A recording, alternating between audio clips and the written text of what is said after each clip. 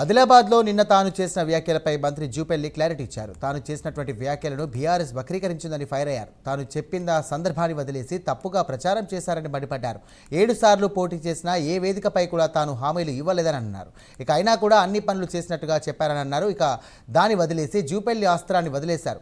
నిరాశలో ఉన్నాడని BRS social మీడియాలో ప్రచారం చేస్తోందని జూపల్లి ఆగ్రహం వ్యక్తం చేశారు.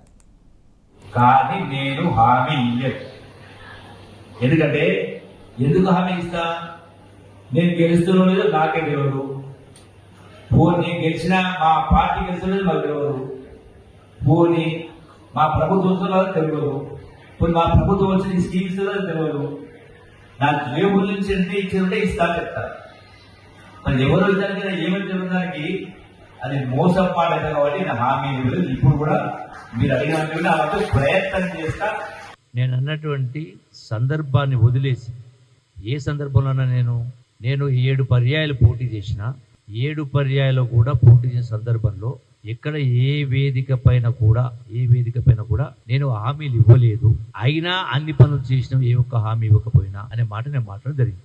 దాన్ని వదిలేసి మళ్ళీ ఈ సిగ్గుందా అని మాట్లాడేటువంటి కేటీఆర్కి సంబంధించినటువంటి సోషల్ మీడియా కావచ్చు, ఇంకోరు కావచ్చు, బీఆర్ఎస్ సోషల్ మీడియా కావచ్చు, దాన్ని వదిలేసి అంటే జూపల్లి గారు అస్త్రాలు వదిలేసిండ్రు, నైరాశ్యలు ఉన్నారు, నిరాశలు ఉన్నారని మాట్లాడుతూ ఉన్నారు. ఏ పార్టీకి వచ్చే పార్టీకి తెలియదు కింద అంటే అసలు వాస్తవం నేను మాట్లాడిందండి.